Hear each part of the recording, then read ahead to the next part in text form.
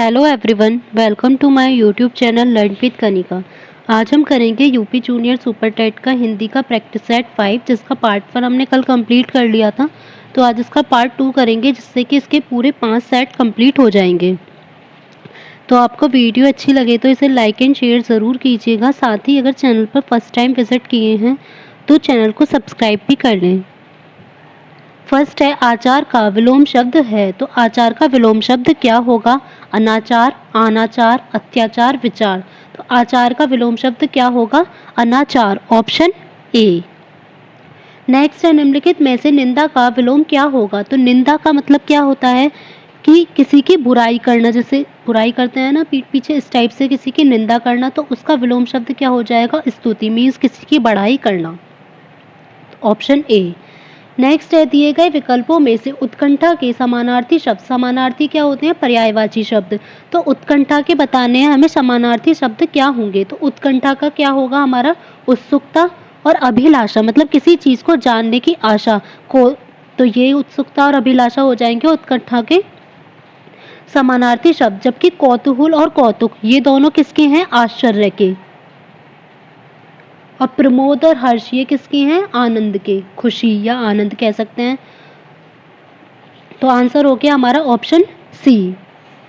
Next है प्राची का पर्यायवाची शब्द है, तो हमें प्राची का पर्यायवाची शब्द बताना है। तो इसका पर्यायवाची शब्द होता है पूर्व, मीन्स पहले, ऑप्शन सी। इनमें से कौन से शब्द का अर्थ हिंदी तथा अंग्रेजी में भिन्न होता है? तो कौन सा शब्द का अर्थ है जो हिंदी तथा इंग्लिश में अलग अलग होता है, वो हमें बताना है। लूट, डूंगरी, ठग और अवतार। तो जो लूट, डूंगरी, ठग और अवतार में जो डूंगरी का अर्थ है वो हिंदी और इंग्लिश में अलग अलग होता है। इसका हिंदी में मीनिंग होता है छोटी। हिंदी में क्या मीनिंग हो जाएगा? छोटी और छोटी पहाड़ी। और इंग्लिश में जो इसका मीनिंग होता है वो होता है गोबर। तो डूंगरी का हिंदी में हो गया छोटी पहाड़ी और इंग्लिश में हो गया गोबर। तो इसका हिंदी और इंग्लिश दोनों में मीनिंग अलग होगा। लूट है, हम हिंदी में भी लूट यूज़ करते हैं और इंग्लिश में भी लूट, उसके लिए ठग को भी और अवतार को भी। सैंधव का आश्रय निम्नलिखित में से कौन सा नहीं है? तो सैंधव का जो आश्रय है, एक तो नमक भी होता है, घोड़ा भी होता है, समुद्र भी होता है, लेकिन सैंधव का मीनिंग सोना नहीं होता है। सोना किसका होता है? कनक का मीनिंग। श्रुति सम भिन्नार्थक शब्द के जोड़े को पहचानिए। तो श्रुति सम भिन्नार्थक हमें पहचानने हैं जो सुनने में तो एक से लगते हैं लेकिन उनका मीनिंग अलग अलग होता है। तो संसार जगत ये तो बोलने में ये अलग लग रहे हैं, दिन दिवस ये भी, साम संध्या ये भी। जबकि अपेक्षा उपेक्षा ये दोनों बिल्कुल एक से हैं, अपेक्षा उपेक्षा। तो ये हो जाएंगे श्रुति सम भिन्नार्थक शब्द। जबकि अपेक्षा का मीनिंग जो होता है वो तो होता है इच्छा, अपेक्षा का तो हो जाएगा इच्छा मीनिंग, और उपेक्षा का मतलब होता है किसी का निरादर करना। और ये भी था कि भिन्नार्थक अर्थ, इससे भी पता चल जाएगा संसार जगत का सेम मीनिंग है, दिन दिवस का सेम मीनिंग है, साम संध्या का सेम मीनिंग है, जबकि इन्हीं दोनों का अलग अलग मीनिंग है। श्रुति सम शब्द युग्म की भिन्न अर्थ वाली सही जोड़ी को पहचानिए। इसमें भी ऐसे ही करना है, दोनों की अलग। रात्रि निशा इनका मीनिंग सेम है, किरण रश्मि इनका भी मीनिंग सेम है, अभिलाषा इच्छा इनका भी। तो कौन से हो जाएंगे? कुल और कूल। तो कुल का मीनिंग क्या होता है? खानदान, किसी का वंश। और कूल का मीनिंग क्या होता है? किनारा। तो दोनों का मीनिंग हो गया अलग अलग। नेक्स्ट है जिसके पास कुछ भी ना हो। जिसके पास कुछ भी ना हो, तो ये नहीं कि गरीब, दरिद्र, विनीत, ये कुछ नहीं होगा। जिसके पास कुछ भी ना हो, अकिंचन। और विनीत कौन होता है? जो विनय से युक्त होते हैं वो होंगे विनीत। और गरीब और दरिद्र ये दोनों आपस में एक दूसरे के पर्यायवाची शब्द हैं। जिसे प्रमाण द्वारा सिद्ध ना किया जा सके, तो जिसे प्रूफ द्वारा सिद्ध नहीं कर सकते वो कौन सा होगा? अप्रमेय, जिसे सिद्ध नहीं किया जा सकता है। महा प्लस ईस का संधि रूप क्या होगा? तो महा प्लस ईस को मिलाकर क्या बनेगा? महेश। ये कौन सी संधि है ये भी पूछ सकते थे, गुण संधि है। जब ए के बाद कोई भी ई या ऊ या री, इन कोई भी ये सब आते हैं तो क्या बन जाता है? यहाँ पर ए, ओ और अर हो जाता है। तो यहाँ पर आ के बाद ई आया है तो इसी वजह से ए हो गया है, तो हो जाएगा महेश। ऐसे ही देव प्लस इंद्र देवेंद्र, और चंद्र प्लस उदय चंद्रोदय। तो ये सारे गुण संधि के ही एग्जाम्पल हैं। सदानंद का संधि विच्छेद क्या होगा? तो सदानंद को जब हम तोड़ेंगे तो क्या होगा? सत प्लस आनंद। तो सत के नीचे ये याद रखना है कि यहाँ हलंत भी आएगा, तो सत प्लस आनंद हो जाएगा इसका संधि विच्छेद। तो ये कौन सी संधि है? व्यंजन संधि है। इसमें ये होता है किसी वर्ग का पहला वर्ण मतलब कै, चे, टे, ते, पे, उसका मेल जब किसी भी स्वर से होता है, या फिर व्यंजन वर्ग का तीसरा वर्ण जो थर्ड नंबर पे आएगा, जैसे गे, जे, डे, ते, बे, या फिर चौथा वर्ण या अंतर स्वर, ये कोई भी स्वर हो और तो वो आगे हमारा स्वर हो, तो ये जो है हमेशा किस में चेंज हो जाता है? तीसरे वर्ण में। निम्नलिखित में से कर्मधारय समास का उदाहरण कौन सा है? तो कर्मधारय समास का उदाहरण कौन सा आएगा? इसमें प्रिय सखा।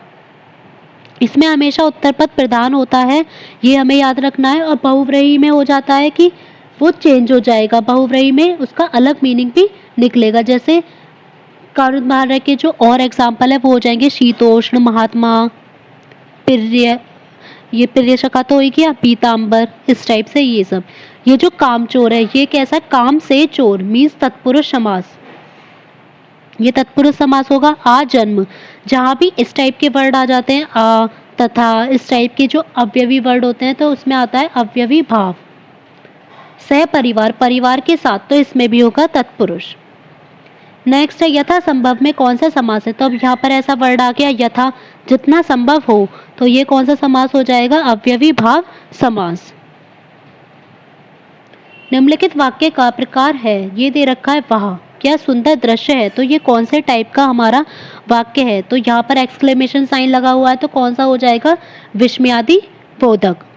इच्छावाचक होते हैं जिनमें कोई इच्छा प्रकट की जाती है, और निषेधवाचक होते हैं जो नेगेटिव सेंटेंसेस होंगे हमारे।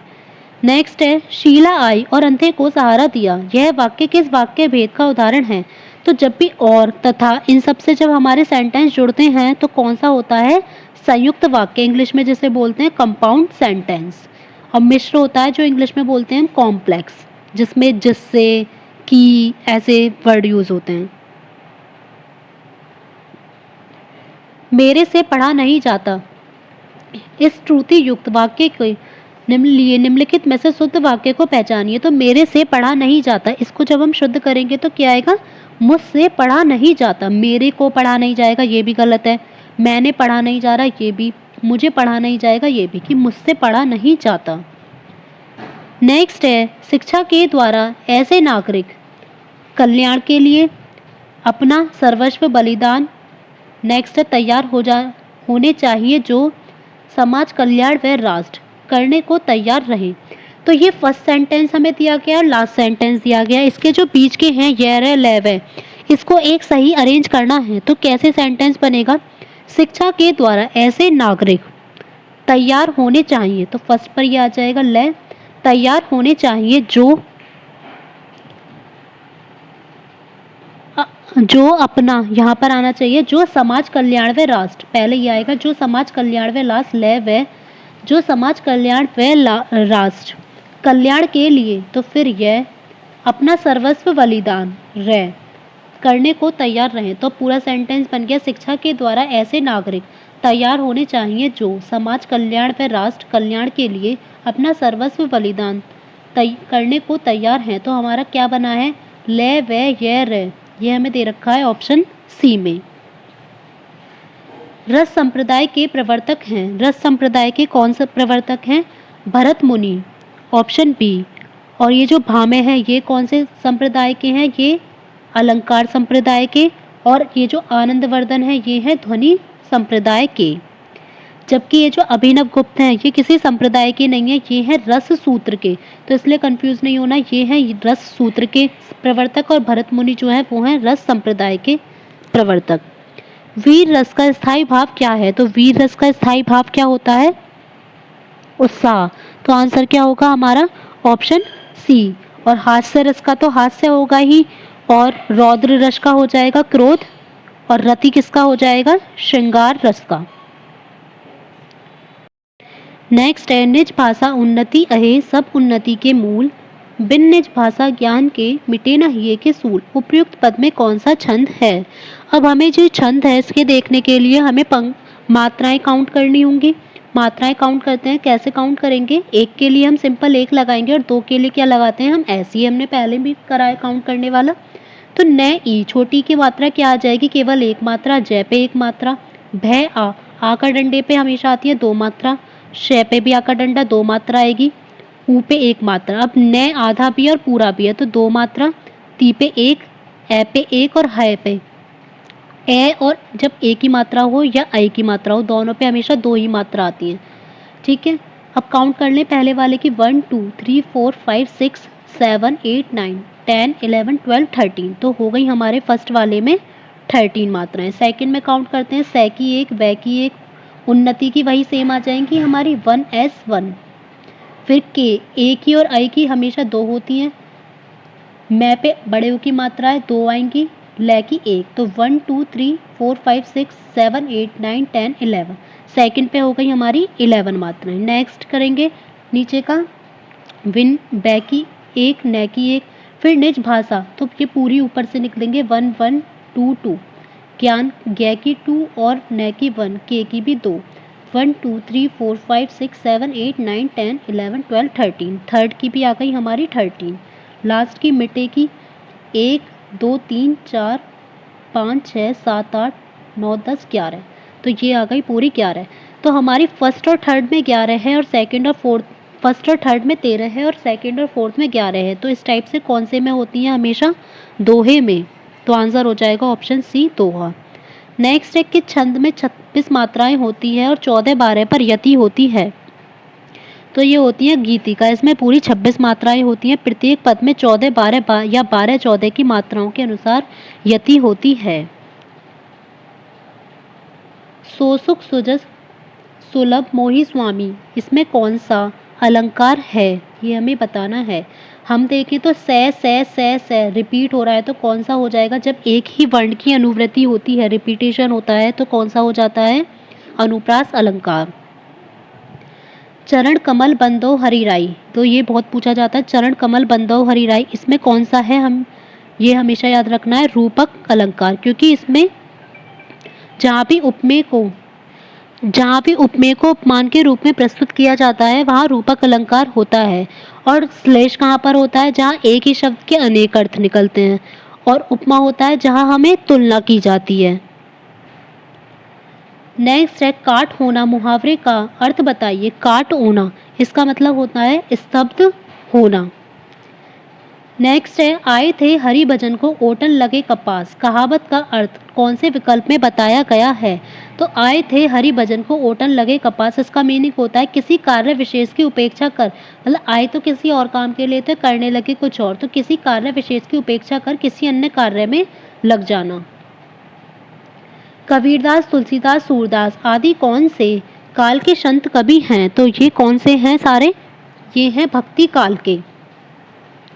भक्ति काल जो है वो कब से कब तक चला था? टाइम पीरियड 1375 से 1700 तक। और आदिकाल चला था 1050 से 1375 तक। फर्स्ट पर था आदिकाल, सेकंड पर था भक्ति काल, फिर थर्ड पर था रीतिकाल जो 1700 से 1900 तक चला था, जिसका टाइम पीरियड हमने कल वाली क्लास में भी किया था। फिर था फोर्थ पर आधुनिक काल जो 1900 से 1984 तक चला था। नेक्स्ट है निम्नलिखित में से अब बताने हैं फिर से रीतिकाल के कौन से कवि हैं। तो रीतिकाल के तुलसीदास तो हमें पता चल गई, ये तीनों ही हमारे भक्ति काल के हैं। तो डायरेक्ट इसी से कट हो गया। कौन बचे? वृंद। वृंद जो है वो रीतिकाल के कवि हैं। हुई वीरता की डैश के साथ सगाई झांसी में, सुभद्रा कुमारी चौहान की इस पंक्ति को पूर्ण करें। तो हुई वीरता की, यहाँ पर आएगा वैभव। हुई वीरता की वैभव के साथ सगाई झांसी में, ये पंक्ति भी पूछ सकते हैं किसकी है? सुभद्रा कुमारी चौहान की। इनमें से नागार्जुन द्वारा रचित रचना कौन सी नहीं है? तो इन्होंने बादलों को घुरते देखा है, ये भी लिखी है। तुमने कहा था, ये भी लिखी है। पुरानी जूतियों का कोरस भी लिखी है। लेकिन मैं उस जनपद का कवि हूँ, ये नागार्जुन द्वारा नहीं लिखी गई है। ये किसकी है? त्रिलोचन शास्त्री की। त्रिलोचन शास्त्री की है मैं उस जनपद का कवि हूँ। जिस कृति के लिए कवि नागार्जुन को साहित्य अकादमी पुरस्कार मिला वह किस भाषा में रचित है? तो कवि नागार्जुन को साहित्य अकादमी पुरस्कार 1968 में मिला था। और किसके लिए मिला था? उनकी कविता थी पत्रहीन नग्न गाछ, इसके लिए दिया गया था। और ये किस भाषा में रचित है? मैथिली भाषा में। नेक्स्ट है लोकायतन कृति के लिए सोवियत लैंड नेहरू पुरस्कार किसको दिया गया था? तो ये दिया गया था सुमित्रा नंदन पंत को। Option A. कथा सम्राट प्रेमचंद्र का वास्तविक नाम क्या था? तो कथा सम्राट प्रेमचंद्र का जो वास्तविक नाम था वो क्या था? धनपत राय। इनका मूल नाम था धनपत राय श्रीवास्तव और इन्हें नवाब राय के नाम से भी जाना जाता है। हिंदी के सफलतम उपन्यासों में गिना जाने वाला आपका बंटी की उपन्यासकार कौन है? तो ये बताना है आपका बंटी किसने लिखा है? तो ये लिखा है मन्नू भंडारी ने। Option A. इसमें इन्होंने तलाकशुदा दंपति के बच्चों पर पड़ने वाले दुष्प्रभाव का वर्णन किया है। प्रेमचंद्र के अधूरे उपन्यास का क्या नाम है? जो उपन्यास उनका अधूरा रह गया था वो कौन सा था? मंगलसूत्र। जबकि ये सारे गबन, रंगभूमि, मंगलसूत्र, सेवा सदन हैं सभी इनके ही, लेकिन यहाँ पूछा गया अधूरा उपन्यास तो वो है मंगलसूत्र। आषाढ़ का एक दिन किसकी रचना है? आषाढ़ का एक दिन इस नाटक के रचनाकार हैं मोहन राकेश। Option D. निम्नलिखित में से हजारी प्रसाद द्विवेदी द्वारा रचित निबंध कौन सा है? तो हजारी प्रसाद द्विवेदी द्वारा रचित निबंध है कुटज। Option C. दीप जले शंख बजे किस रचनाकार की कृति है? दीप जले शंख बजे ये एक रेखा चित्र है, इसके लेखक है कन्हैया लाल मिश्र प्रभाकर। मुंशी प्रेमचंद्र किस पत्रिका के संपादक रहे हैं? मुंशी प्रेमचंद्र संपादक रहे हैं हंस पत्रिका के। हंस, मर्यादा, माधुरी ये सब पत्रिका का संपादन मुंशी प्रेमचंद्र जी ने ही किया था। और कब किया था? 1930 ईस्वी में। प्रगतिशील लेखक संघ का पहला अधिवेशन किस वर्ष में हुआ था? तो प्रगतिशील लेखक संघ का भारत में पहला अधिवेशन 1936 ईस्वी में लखनऊ यूपी में हुआ था, जिसके अध्यक्ष कौन थे? मुंशी प्रेमचंद। आधुनिक हिंदी गद्य के जनक माने जाते हैं। आधुनिक हिंदी गद्य के जनक माने जाते हैं Bharatendu Harishchandra. Option A. Next है निम्नलिखित में से कौन सी रचना भारतेंदु हरिश्चंद्र की नहीं है? तो श्री चंद्रावली भी है, वैदिकी हिंसा हिंसाना भक्ति भी है, भारत दूरदशा भी है, लेकिन रणधीर प्रेम मोहिनी ये भारतेंदु हरिश्चंद्र की रचना नहीं है। ये किसकी है? श्री निवास दास की। नेक्स्ट है आर्थर कानन डायल से प्रभावित उपन्यासकार है। तो आर्थर कानन डायल से प्रभावित जो उपन्यासकार है वो कौन है? गोपाल राम गहमरी। ये जासूसी उपन्यासकार हैं और इन्होंने लिखी थी गुप्तचर, खूनी कौन, जासूस की भूल, ये सारी चीज़ें। नेक्स्ट है परमात्मा का कुत्ता किसकी रचना है? परमात्मा का कुत्ता रचना है मोहन राकेश की। Option B. आचार्य रामचंद्र शुक्ल के निबंध संग्रह चिंतामणि के अब तक कितने भाग प्रकाशित हुए हैं? तो एक तो ये पता चल गया चिंतामणि किसने लिखी थी? आचार्य रामचंद्र शुक्ल ने। और इसके कितने भाग अभी तक प्रकाशित हुए हैं? तो पूरे 4। आवारा मसीहा इनमें से किस साहित्यकार की रचना है? आवारा मसीहा लिखी है शरद चंद्र चटर्जी ने 1974 ईस्वी में, और ये पूरे 3 भागों में विभाजित है। इनका जो पूरा नाम था वो शरद चंद्र चट्टोपाध्याय था। निम्नलिखित गद्यांश को पढ़कर अब हमें क्वेश्चन का आंसर देना है। पहले क्वेश्चन देखते हैं कि ज्ञान के होने की अनिवार्य शर्त है। तो ज्ञान के होने की अनिवार्य शर्त क्या है? सृजन और धन, सृजन और उत्पादन, धन और उत्पादन, या उत्पादन और ज्योति। तो लास्ट लाइन में ही अगर हम देखें तो हर ज्ञान के होने की शर्त यह है कि सृजन और उत्पादन की शान पर तराशा जाए। तो आंसर क्या हो जाएगा? ऑप्शन बी, सृजन और उत्पादन।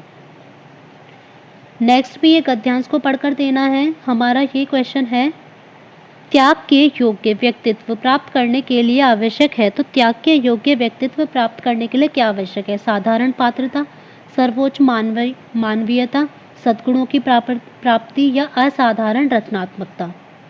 तो ये देखते हैं त्याग के योग्य प्राप्त करने के लिए आवश्यक क्या है। तो ये आ जाएगा त्याग योग्य व्यक्तित्व प्राप्त करने के लिए गहन तप की आवश्यकता होती है। किस त्याग का भाव जो है किसी मनुष्य में साधारण होते हुए जन्म नहीं लेता। ये किस में होती है? असाधारण वैचारिक रचनात्मकता। तो ये कौन सा था हमारा? ऑप्शन डी, असाधारण रचनात्मकता। नेक्स्ट है श्वास और ऑक्सीजन शब्द हैं, तो ये तो अपने आप से बताना है ग्रामर का है, किस टाइप के शब्द हैं। तो श्वास जो है वो कैसा है, तत्सम शब्द, और ऑक्सीजन है आगत शब्द। तो क्या हो जाएगा आंसर ऑप्शन ए। नेक्स्ट में भी इसमें अनुच्छेद दिया गया है, क्वेश्चन है हमारा, पारंपरिक स्कूलों के बारे में कौन सा कथन सही नहीं है। पारंपरिक स्कूलों में बच्चे ज़्यादा बात नहीं कर सकते, पारंपरिक स्कूलों में बच्चे ज़्यादा बात कर सकते हैं, पारंपरिक स्कूलों में बच्चे मनपसंद बात नहीं कर सकते, और बच्चे ईमानदारी से बात नहीं कर सकते। तो ये रहा, पारंपरिक स्कूलों में बच्चे ज़्यादा बात नहीं कर सकते, और फिर जब भी करते हैं तो जब भी वो चाहते हैं तो वो बात नहीं कर सकते, ना ही ईमानदारी से कर सकते हैं।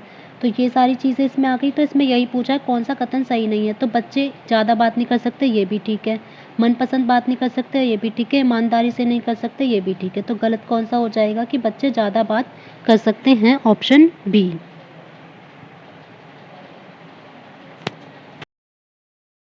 अगर आपको क्लास अच्छी लगी हो तो वीडियो को लाइक एंड शेयर ज़रूर करें, और साथ ही चैनल पर अगर नए हैं तो चैनल को सब्सक्राइब करना ना भूलें। साथ ही आप बेल आइकन प्रेस कर सकते हैं ताकि आपको वीडियो का नोटिफिकेशन अपलोड होते ही मिल जाए। और कमेंट बॉक्स में ज़रूर शेयर करें कि आपको क्लास कैसी लगी और आपका स्कोर कैसा रहा। Thank you.